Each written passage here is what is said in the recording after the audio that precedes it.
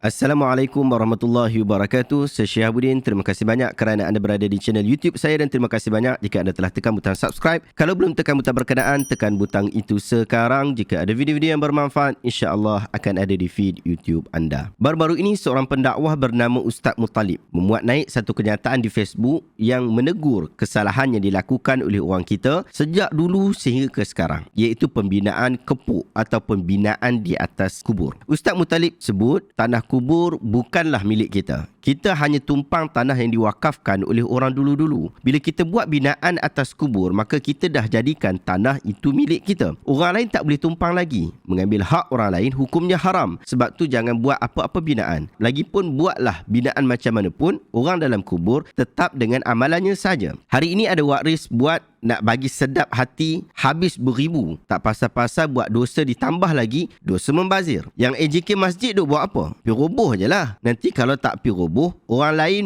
buat pula. Kita pi kubur nak mengingati kematian, bukan nak pi tengok kubur siapa yang cantik. Kenyataan beliau ini menyebabkan sebahagian orang tak puas hati dengan Ustaz Muttalib, sehingga melabel beliau sebagai Wahabi. Lalu beliau terbitkan tulisan yang kedua. Saya ni, malam Jumaat biasanya jadi Khalifah Yasin. Subuh baca kunut, selepas solat wirid ramai-ramai, orang minta buat tahlil saya buat, orang minta baca talqin saya baca, tarawih di Nahdah 20, budak-budak Nahdah qasidah saya dengar. Takkan bila saya tegur binaan atas kubur terus jadi Wahabi? Hari ni mudah nak cop orang Wahabi, saya pun tak faham. Itulah yang terjadi kepada Ustaz Muttalib dan sebenarnya perkara yang sama berlaku kepada ramai ustaz-ustaz yang lain juga. Sahabat saya PU Faiz juga sering dilabel dengan istilah Wahabi sedangkan dia menyebutkan ilmu yang dia tahu. Berbeza dengan amal masyarakat saja, orang terus dilabel Wahabi. Demikian juga berlaku kepada saya di peringkat awal sehingga ke hari ini. Sedangkan apa yang ustaz-ustaz ini sebut ada asasnya. Apatah lagi asas itu kuat dan kukuh. Kita sering sebut diri sebagai bermazhab Syafi'i. Tetapi pandangan-pandangan mazhab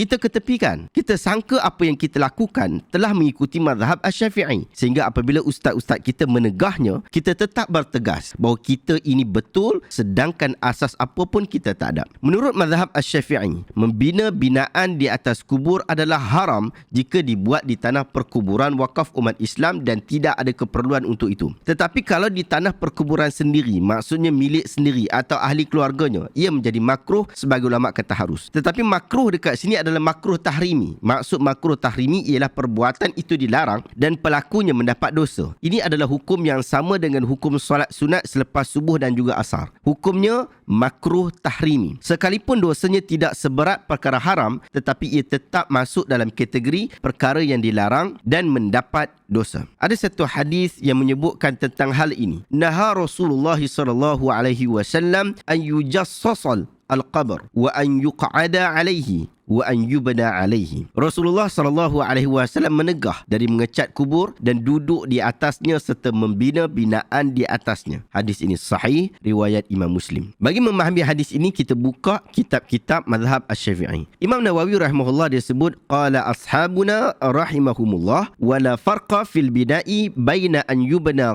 qubbatan aw baitan aw ghairahuma summa yunzaru fa in kanat maqbaratan musabbalatan haruma alaihi dhalik qala ashabuna wa yuhdamu hadzal bina bila khilaf. Ashab kita, maksud ashab Syafi'i, telah berkata tidak ada perbezaan pada binaan perkuburan berbentuk kubah, rumah atau selain daripada dua bentuk ini. Kemudian hendaklah diteliti jika binaan itu dibuat pada tanah perkuburan, iaitu tanah wakaf ataupun tanah awam. Perbuatan membina binaan tersebut adalah haram. Ashab kita berpandangan untuk merobohkan binaan-binaan ini tanpa ada perselisihan pendapat. Anda boleh rujuk kenyataan Imam An-Nawawi rahimahullah ni di dalam kitab Al-Majmu' Syarah Muhadzab muka surat 298 jilid yang kelima. Al-Khatib Asy-Syarbini pula kata dalam kitab dia Mughni Muhtaj jilid kedua muka surat 55. Walau buniya alaihi fi maqbaratin musabbalatin wa hiya allati jarat 'adatu ahli al-balad bid-dafni fiha hudimal bina li'annahu yadhiqu 'ala an-nasi wa la farqa baina an yubna qubbatan aw baitan aw masjidan aw ghaira zalik. Jika dibina di atas tanah perkuburan yang diwakafkan, iaitu pada tempat yang kebiasaannya ditanam mayat di dalamnya, hendaklah diruntuhkan binaan tersebut kerana ia menyempitkan kawasan tersebut ke atas orang lain. Tidak ada beza antara binaan itu berbentuk kubah, rumah, masjid atau selain daripada itu. Al-Imam Asy-Syafi'i sendiri sebut dalam kitab dia Al-Jilid yang pertama muka surat 316, wa qad ra'aitu minal wulah man yahdima bi Makkah ma yubna fiha falam ara al-fuqaha'a ya'ibuna dhalika fa in kanat quburu fil ardi yamlikuha al-mauta fi hayatihim aw warathatuhum ba'dahu lam yuhdam syai'un an yubna minha wa innama yuhdamu in hudima ma la yamlikuhu ahadun fahadmuhu li'alla yuhjara 'ala an-nasi mawdi'u al-qabr fala yudfanu fihi ahadun fayadhiqu dhalika bin nas. Aku pernah melihat pembesar-pembesar di Mekah meruntuhkan binaan-binaan kubur yang ada padanya, dan aku tidak melihat para fuqaha mujtahid yang mencela perbuatan pembesar-pembesar tersebut yang meruntuhkan binaan atas kuburan, dan kerana pada binaan itu menyempitkan tanah perkuburan ke atas orang ramai. Katanya lagi, maka jika adalah perkuburan di dalam tanah yang dimiliki oleh orang-orang mati semasa hidup mereka atau diwarisi oleh pewaris selepas kematian mereka, nescaya tidak boleh diruntuhi sesuatu binaan di dalamnya. Hanya diruntuhi sesuatu binaan di dalam tanah yang tidak dimiliki oleh sesiapa, yang maka hendaklah diruntuhinya supaya tidak menegah orang ramai untuk tanam mayat yang lain. Itu yang disebutkan oleh Imam Asy-Syafi'i rahimahullah dalam kitab Al-Um. Di dalam kitab Fathul Mu'in karangan Syekh Zainuddin Al-Malibari Asy-Syafi'i, ni semua tokoh-tokoh mazhab Syafi'i ni, beliau memfatwakan membuat binaan pada kuburan tanpa sebab adalah makruh dan membina di tanah wakaf adalah haram. Dia sebut, dia kata makruh membina tembok baik untuk liang kubur atau di atas timbunan tanahnya, kerana ada hadis sahih yang melarangnya, yang saya telah baca tadi awal tadi, tanpa suatu keperluan yang semisal khawatir terjadi pembongkaran, penggalian oleh binatang buas atau runtuh kerana air bah. Makruh membina seperti itu adalah jika kuburannya berada di tanah miliknya sendiri. Namun apabila membangunkan tembok liang kubur yang tanpa keperluan seperti di atas, seperti yang dah disebutkan, atau membangun semacam kubah di atas kubur, dilakukan pada tanah perkuburan musabbalah, iaitu sebidang tanah yang disediakan oleh penduduk suatu pekan untuk menguburkan mayat, baik diketahui asal mula pemilik atau orang musabbalahnya atau tidak, atau dilakukan pada tanah kubur wakaf, maka hukumnya haram dan wajib dihancurkan atau dibongkarkan. Anda boleh rujuk dalam kitab Fathul Mu'in jilid yang pertama muka surat 365, 363 sampai 364. Para ulama Syafi'iyah melarang perbuatan ini, dan apa yang disebutkan oleh Ustaz Mutalib tadi betul, dan itu sudah sangat jelas bahawa mazhab kita sangat menegakkan as-sunnah, bukan mempertahankan apa yang dilakukan oleh orang ramai. Sebab tu kaedah yang digunakan al-hasanu ma hasanahu syara' wal qabihu ma qabbahahu syara'. Yang baik itu adalah apa yang agama anggap baik, yang buruk itu adalah apa yang agama anggap buruk. Sekiranya apa yang orang ramai buat itu benar dan betul, kita sokong. Tapi jika silap, kita nasihatkan supaya mereka melakukan perkara yang betul. Mesyuarat Jawatankuasa Fatwa Negeri Kedah yang bersidang pada 25